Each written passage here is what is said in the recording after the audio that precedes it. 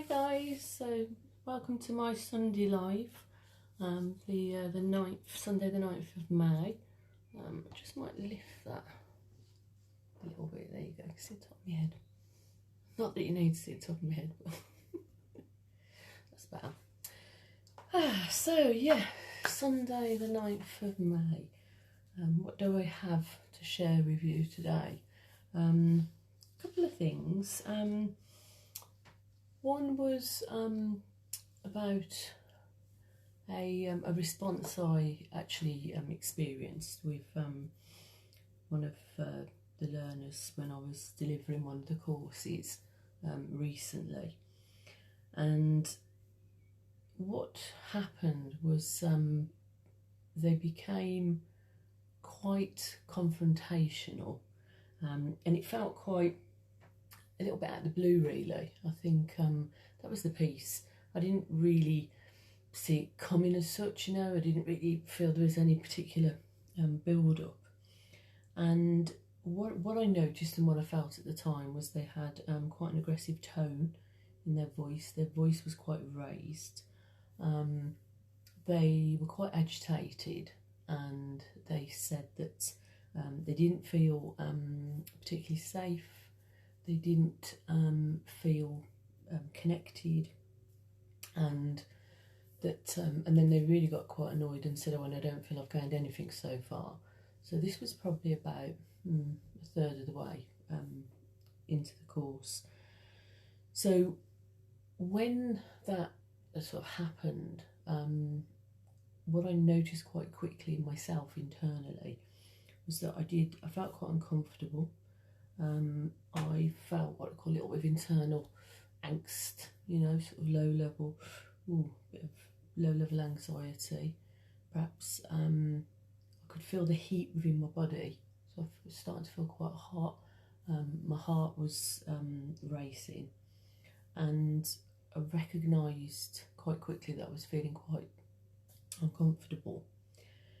And what I knew quite quickly from previous experience of having experienced those sort of things before was that I actually could have quite easily got quite defensive and felt quite, you know, pushed into a bit of a corner. But I was really conscious and aware of trying to manage myself, like self-manage internally, and slow myself down, because I knew that wouldn't help if I became, you know, defensive back with somebody else. It's pointless. That defeats the object.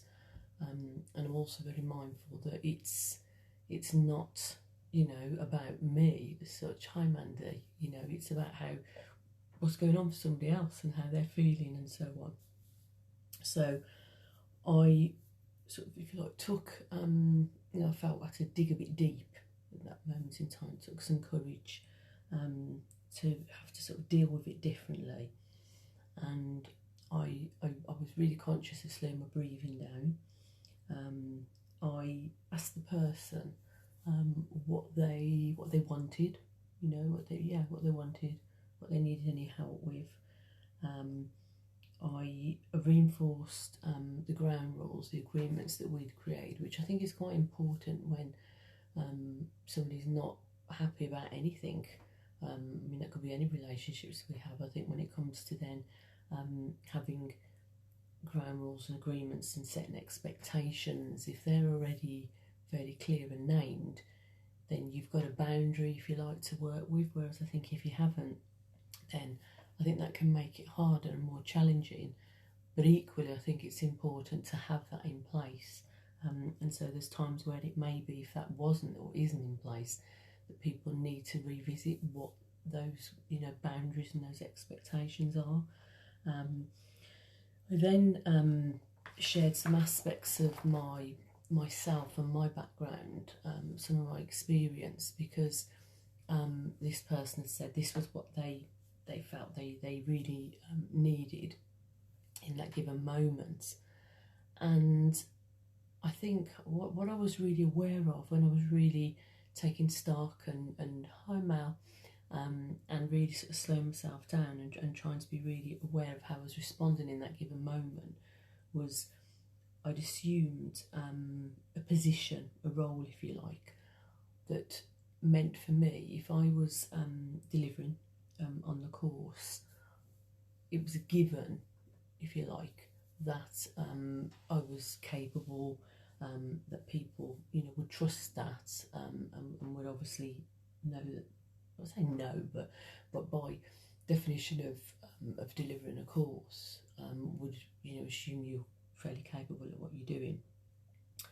But actually, what I was very aware of was this particular person needed to get to know more of a sense of me, my background. They needed to feel more safer and connected for lots of reasons than what they already did.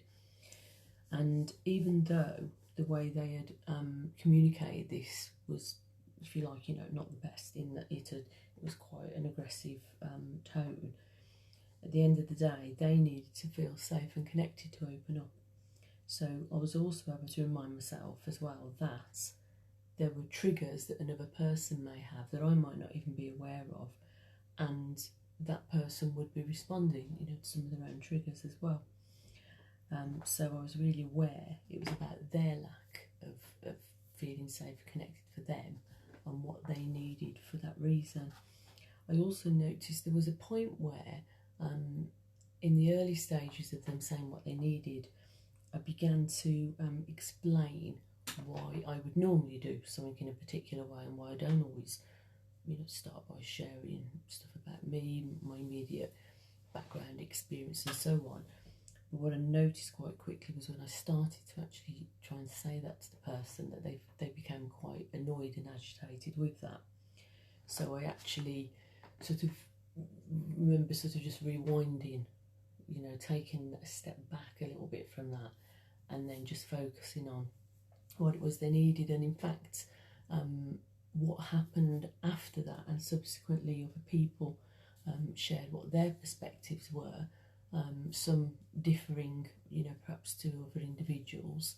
But nevertheless, it was important to get a whole picture perspective, and they actually made some real significant shifts in their, sort of their changes, the things that they wanted to gain from that experience, because, as they said, they were now, feeling that sense of safety and connection and so on. So for me, I really had to sort of take that step back, trust in that, process, not get caught up. And I think this is the piece which we can all easily do, and I know I've done, is to get caught up in that justifying things, getting that bit defensive, because that doesn't really help and open the position up.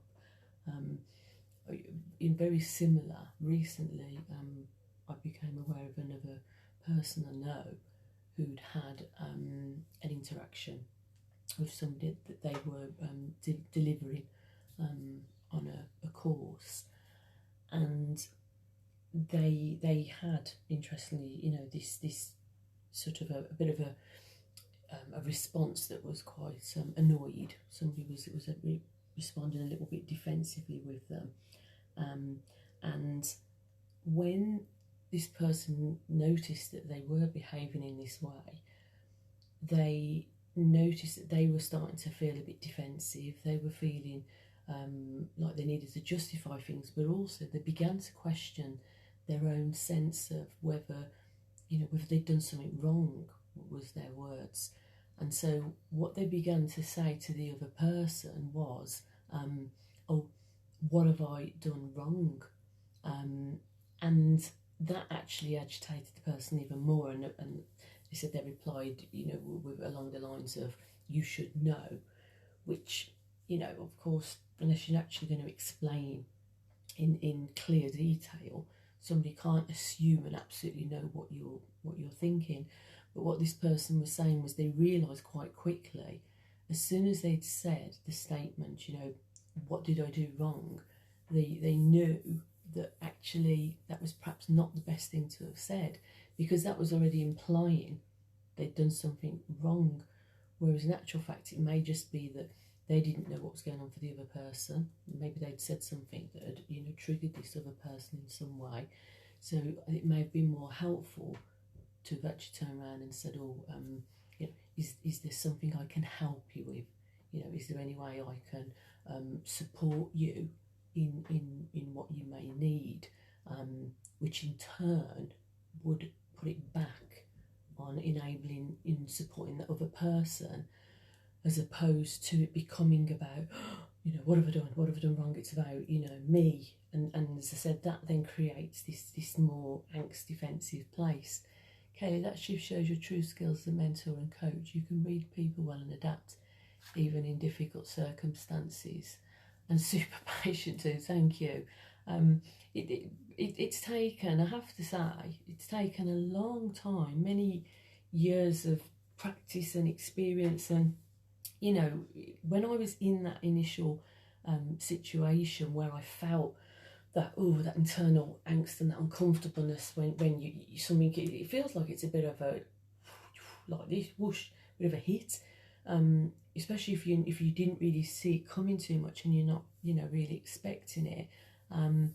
But I've really had to self-manage, even if internally I'm feeling all this stuff, and know that if I'm going to put, you know, stuff back on another person or get, you know, defensive or try and justify stuff, honestly, I know from experience it just goes nowhere. It goes nowhere, it goes somewhere, but normally, you know, an unhealthy place, a place where you get, I'm doing this with my fingers, you can get caught up in a cycle of, well, actually, no, what I really want and what I meant was, and what you know, and this is about what you didn't do, and it just goes round and round, and that's not really helpful. The other thing I've often shared with people when they're trying to communicate with somebody else, and maybe, you know, they're trying to get a more effective response, is what I call the 4 S's, which some people may already know about this. It's a very basic assertiveness skill, but the 4 S's stand for show an understanding, state either what you may need or what you feel, stick to your point rather than getting distracted, and then the last one, suggest, is depend on the situation, suggest a compromise or a solution or a way forward. And most people completely disregard or step over the first S, which is show and understanding, because if they're feeling a bit defensive or a bit anxious or a sense of needing to justify something, they don't tend to be thinking, oh, I need to still really connect with that other person. But actually, if you can and do turn around and start that conversation, that sentence, like with that person I was talking about, and I was to actually turn around and say, I understand that you have a different view on this, or I appreciate you need something different from this situation right now. And then with the state, you know, what I need or what I feel, it may be I then say, what I would like to know is what you would like, you know, in this situation, and stick to that point. And then it depend on the situation and how they reply, it either would, you know, pan out in the way we'd hoped, or we might need to compromise about what else is needed in that given moment. But obviously a compromise has to be doable and still within the agreement and the boundaries that you've created, particularly if it's in a sort of group setting as well. But that piece, I appreciate or understand that you may need something different, or you may not be getting what you want right now. What is it that you actually need? What is it I can help you with? And then move into a, if potentially, you know, needed, move into a compromise or a way forward. And that first piece, just showing an understanding or an appreciation for, 9 times out of 10, it actually lowers somebody else's defences. It helps them to calm down a bit, because sometimes when somebody's really like, worked up and they're in that state, they can't quite see it clear for themselves, and they're half expecting somebody to come back with quite a defensive stance in itself. So that piece about, I understand that you may not be getting what you want at the moment. I appreciate that you're upset. What is it you need in that given moment? I think opens the conversation up, tries to keep it that little bit calmer, and just sort of keeps it open as well. Mandy's just put a comment on here. I'm a very hard person to get on with. I think that's a very harsh statement on yourself, Mandy. I'm saying this respectfully. I don't know you in the way you know yourself. So you know yourself better than me in the way I know myself truly, internally better than somebody else. They might think they know me or they've got a perspective of me, but ultimately I know myself better. And so in that sense, what I would say is you may have experiences where you have set up your belief system and the messages that maybe you've somehow communicated to others is that for some reason you may have found that hard at times. Maybe you didn't quite have a skill to do that. Maybe your way of communicating with an individual may be different to how they may communicate. And without knowing all that detail, all I would say to you is by holding on to this idea, this view, this belief, which is on here, you've just put, I'm a very hard person to get on with, then it will project onto others. So if you're believing that in your mindset, then you're already feeling that perhaps your communication isn't going to be quite as clear with somebody. You're already coming at it from an angle in your head of, oh, I feel a little bit cautious, I'm not quite sure here. And that in itself will communicate something a little bit unclear to another person possibly as well. So it's really important to really get a sense of, this is what I agree and believe about myself. And at times, be flexible with your language. You said I'm a very hard person to get on with. Maybe be a bit softer about that and flexible. So perhaps rephrase it too. I may at times find it more challenging to communicate with a person in a particular way. I may at times find it a little bit harder to say what I feel or what I want. But the may, that's what I mean by flexible language, so it doesn't feel so harsh. When you're saying that about yourself, and when we do that for any of us, I am very, this, that and the other, it's almost like we've got a bit of a stick, we're really beating ourselves up over the head. And if we're harsh with ourselves, it makes me then think, well, heaven forbid, that other people are potentially going to be quite sort of harsh at times as well. Oh, you'll have to listen from the beginning. No problem, Karen, that's cool. I'm glad that you sort of joined us, even if you just come in that little bit later. So that's my piece, if you like, really, about that way of trying to communicate and deflect and come back and bring yourself to a calmer state, and being a bit more open about how you communicate with somebody when they're, behaving and responding in quite an agitated, angst kind of way as well. So what I want to just move on to now a little bit is I want to share a couple of pieces from my journal. Karen, it's like years ago and I used to say I'm no good. Yeah, absolutely, Karen. But it's like self-fulfilling prophecies, isn't it? If we keep telling ourselves that, we're no good, then reality is it will become our reality. So what we do, and I know, Karen, you understand this, is we look for evidence to support the fact that I'm no good. So there could be 99 things you did in a day which actually were good, but if you've got that internal message in yourself of, no, I'm actually no good, you'll find the one piece. And when you find it, you'll be like, there you go, supports the evidence of what I think about myself. And I know you do a lot of NLP as well, so I know that you've learned, how to really be able to challenge that and change those sort of belief systems around as well. So thank you for that example, Karen. So I'm going to go to Tuesday, the 7th of April 2020, last year, and as you some of you will know by now, I've been doing Dear Mom, Dear Kaylee Journal. So this is Tuesday the 7th of April 2020. Dear Mum, I lay on the sunbed today for about an hour, the first rays of the year.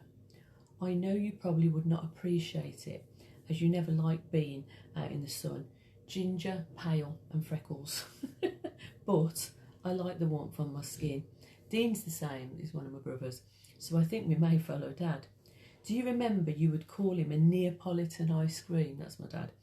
Because he only tanned on the one side. He sat in his chair with shirt off and just tanned on top, laughing out loud. I remember the time he was under the bedroom window at the top of the garden, and you put a load of water on him from the bedroom window. Basically put a load of water in some massive bowl and just tipped it on him.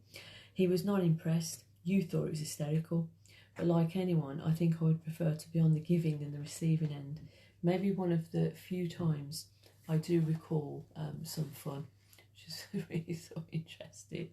And then the same, Tuesday the 7th of April, but Dear Kaylee, I was on the sunbed today for the first time this year. I love those first rays of warmth. I think it's good for the body, soul and spirit, and being in lockdown with this virus, it's even more important. I recall when I was in a bikini in the garden and I was sunbathing topless when you were younger. You always were a little bit uncomfortable with it and made it clear. I suppose most young people at some point must feel embarrassed and conscious of their parents, but it's a phase and a process I think that people go through. The importance to be separate from your parents, to develop and have your own sense of identity. But if parents don't understand this and this is what's happening, they may respond negatively to their child or their teenager. And I think that is quite a big thing. I think most young people go through this phase of they need to develop a sense of who they are, what they're about. They might feel that little bit more embarrassed about the parents. They might not want to be walking too close to them anymore. They might not want to be seen to have that level of there's another word. It's not the right word. I was saying demonstration, but it's that like the kisses and the hugs, and even things like holding arms or holding hands.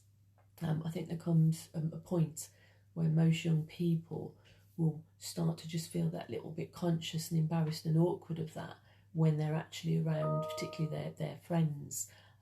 So I think it's quite important for the parents to sort of understand that and accept that it's not personal. Because I have to say, I remember when Kaylee, like years ago, was in teens, and I was wearing some leggings thing or something. We went out with Mary Hill or whatever it was, something like that. I remember making a comment on it, and she did look a little bit, "Oh, you're wearing them." And I do remember feeling a little bit, a bit put out, so to speak. But I think it's hard to not take it personally.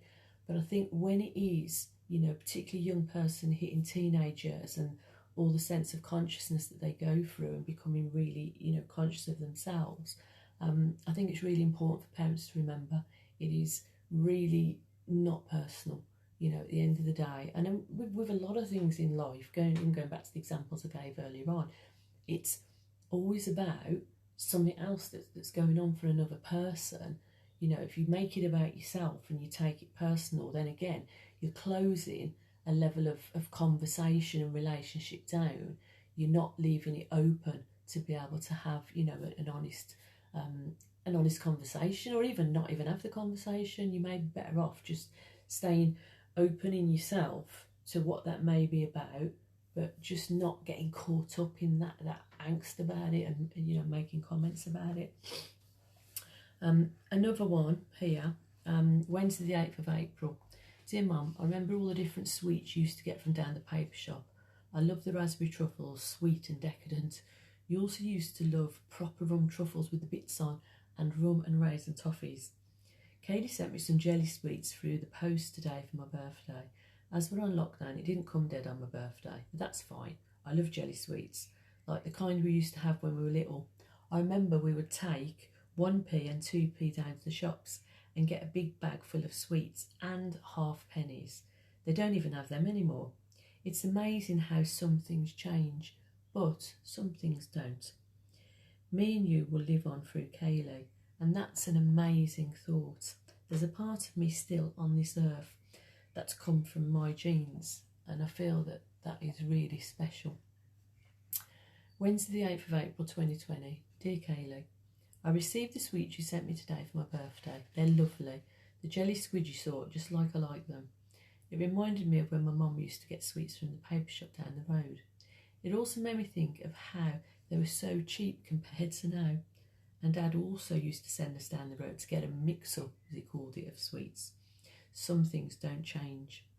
It feels like I'm trying to connect you and my mum, your nan, in some way. Trying to cross the vast years and now loss of mum not being here. But still trying to connect you both in some way. And then the final part of my journal I'm going to read for today. Thursday the 9th of April. Dear Mum, I feel a bit tired and lower in energy today. I think when used to being the one that energises and inspires others, it can be hard at times to accept and acknowledge you need a rest. I know you always used to say about me setting an example to the others as I was the eldest. It does definitely set up a sense of responsibility for things. I'm feeling a bit emotional as I'm writing this. Sometimes I feel emotional and I get annoyed with it. It's like, why am I feeling this?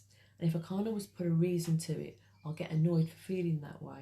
Almost like it gets in the way of me doing things, rather than accepting that's just the way it is and I'm feeling it, so just be with it. I'm not sure we're really allowed to be with our feelings growing up, or a space for certain feelings maybe wasn't allowed.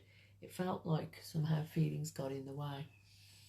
When Tempe bought you a banquet, yeah, just looking at the comments on there about the sweets, totally. Tempe, my life, what would you get for that nowadays?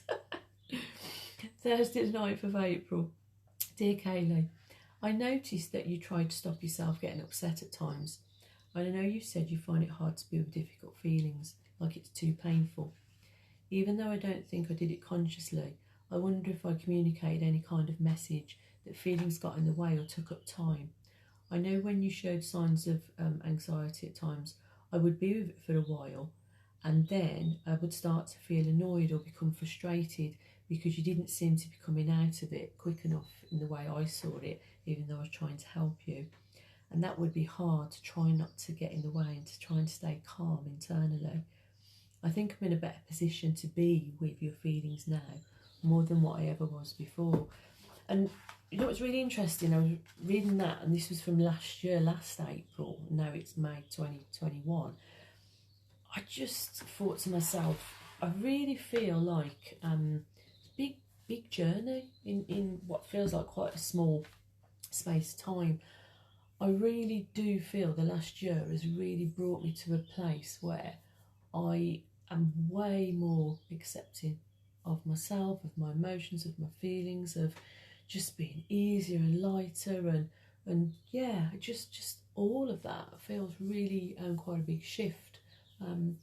I'm not saying I'm perfect, by the way. I'm just putting that out there.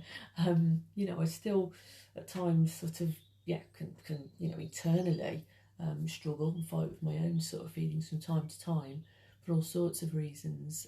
But I definitely have noticed I'm way more accepting now than what I was this time last year. So lockdown's brought many things for different people, and the number of lockdowns on all sorts of levels. But yeah, I feel like it's really brought lots of things for me in a good way as well. Karen, I love this conversation about the money and the sweets. I thought 50p when I was younger I was a millionaire. Totally. Totally. 50p was like my life. I just love this conversation. What could you have got for 50p? Oh, Mandy's also said as well, what I was just talking there about changing and being more accepting over the last year, and Mandy's just put, I have changed too. I hope, Mandy, because when you were saying there about how you can be, quite hard on yourself, I'd like to hope that perhaps your change, I know we've had a couple of conversations over time, and I'd hope that perhaps you are being that little bit easier on yourself. I think it'd be useful perhaps if you can just to put, a couple of words about how you feel you've changed as well.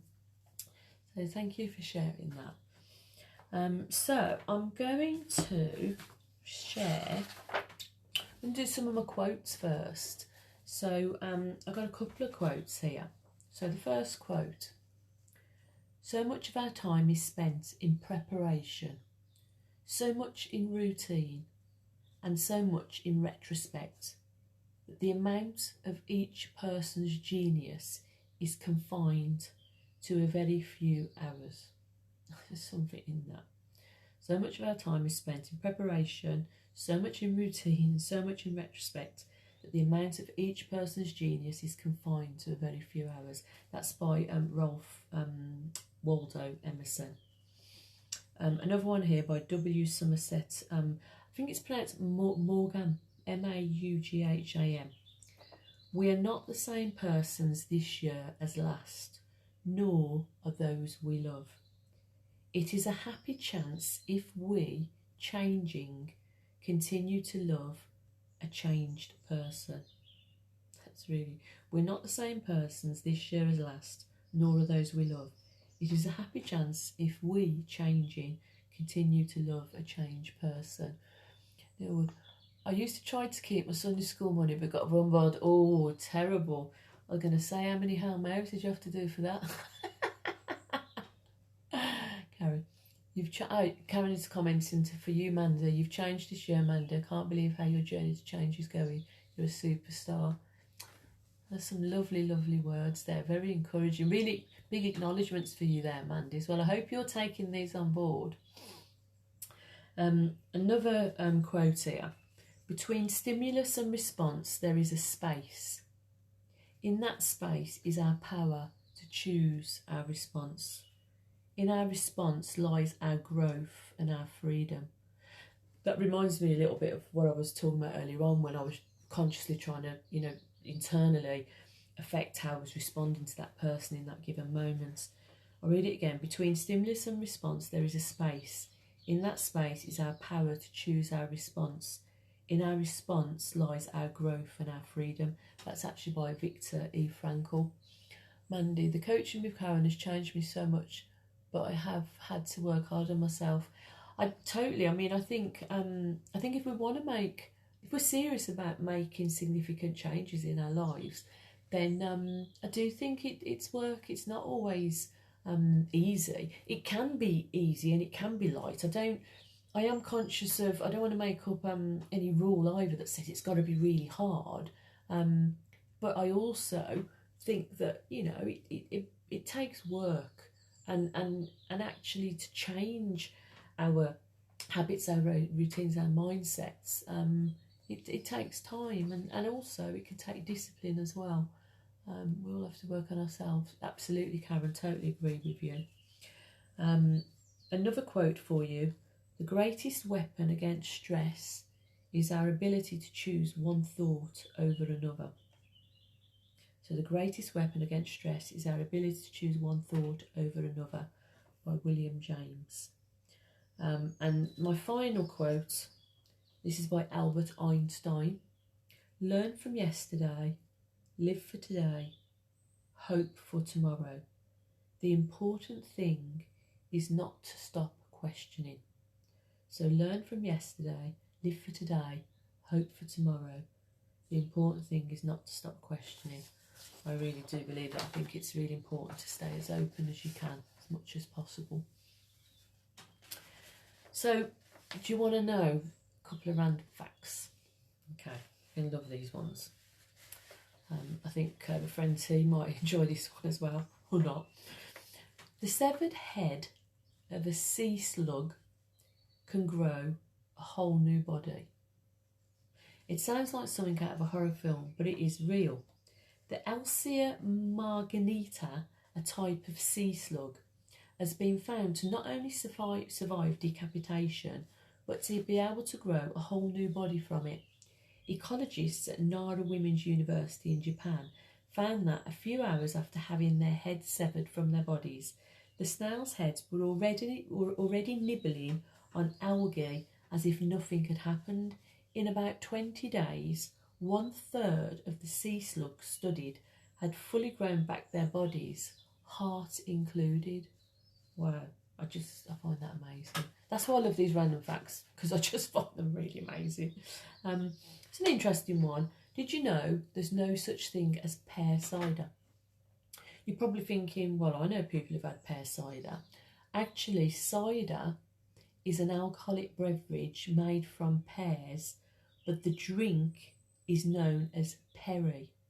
The drink was popular in England for centuries, but fell out of favour during the second half of the 20th century. That turned around in the 1990s when the drink was rebranded as pear cider. So there you go. The only cider that can be made from, in terms of an alcoholic beverage, is from fermented apples. So only apples.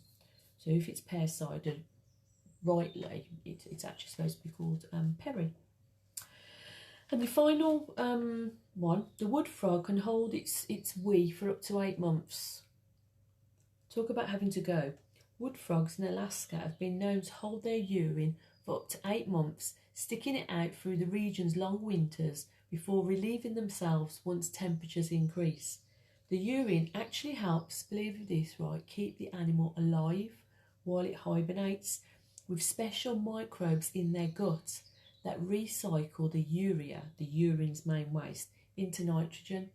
I just think it's amazing and fascinating how, you know, nature finds a way of being able to obviously, you know, really sort of keep itself alive and help keep itself sort of going.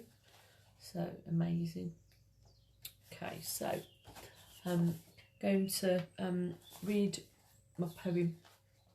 It's titled The Journey.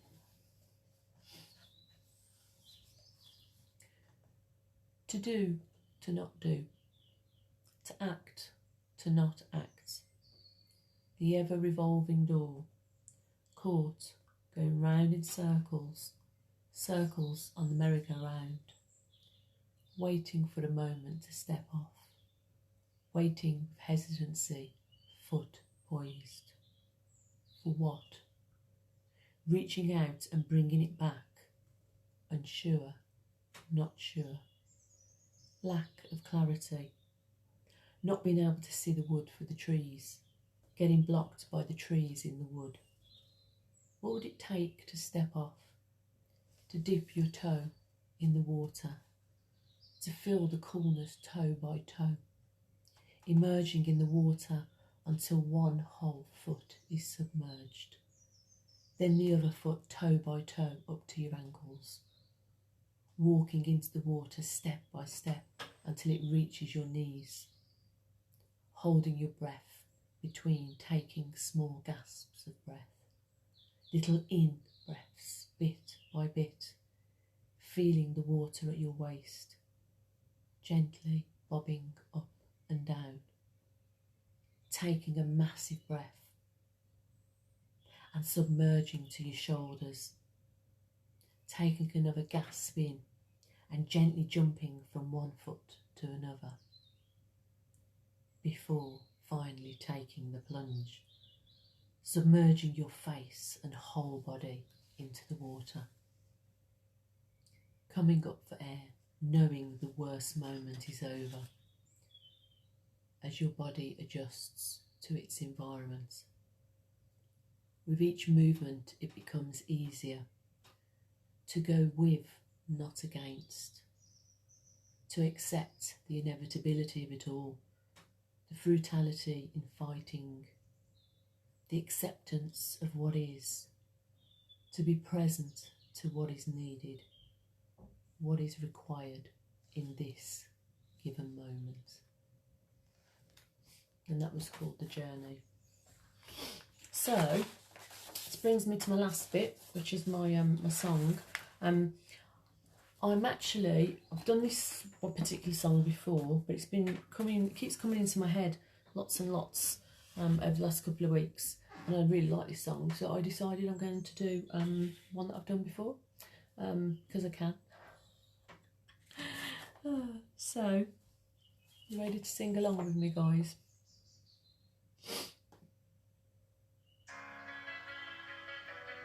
after I've got the skip ads.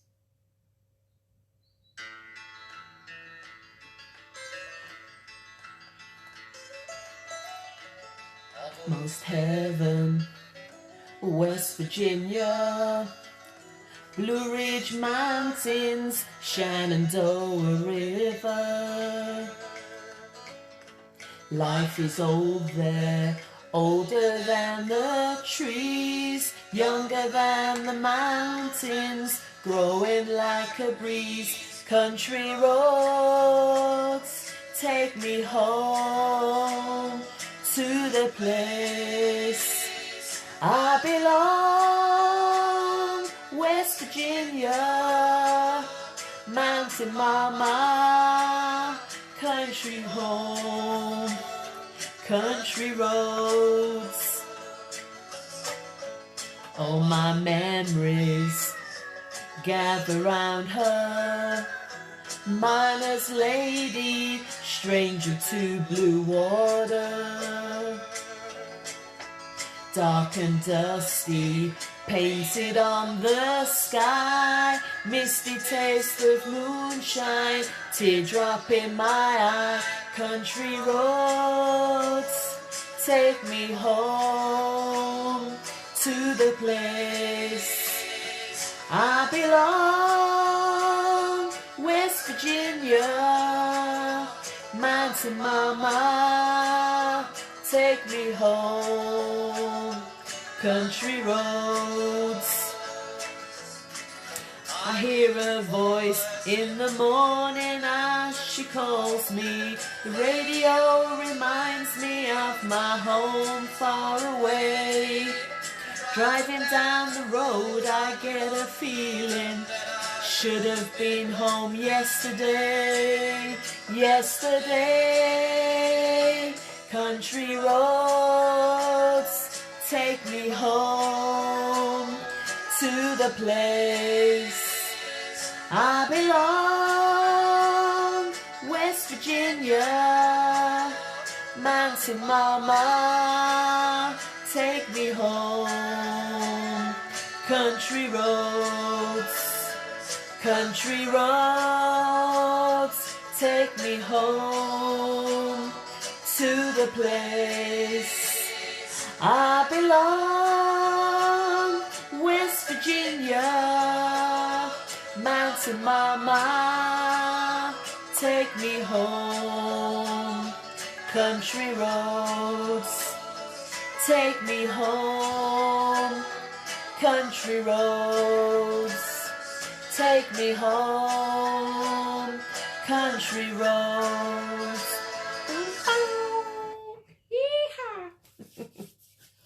So guys, that is my Sunday live, Sunday the 9th of May.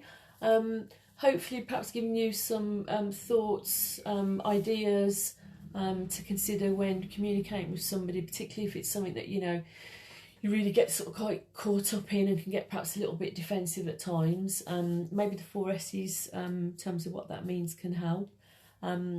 Maybe a little bit of food for thought on those random facts, which I love. The quotes, which I think can be really quite thought-provoking. And maybe my poem and my song. But whatever, you know, is sort of offered and whatever you take from any of this space, thank you for joining me. Really love the connection as well with the conversations. That makes it really rich as well for me. I can bring stuff to my live, but I think when you're you know, engaging and commenting and having that sort of level of conversation, that really makes it really yeah, really enjoy that as well. So thank you guys. Have the rest of a brilliant, wonderful week, and I shall hopefully see you next week for my live. And do feel free to connect with me, communicate if you need need anything at all, any support, any connection, then just give us a shout. Take care guys, love you lots. Bye.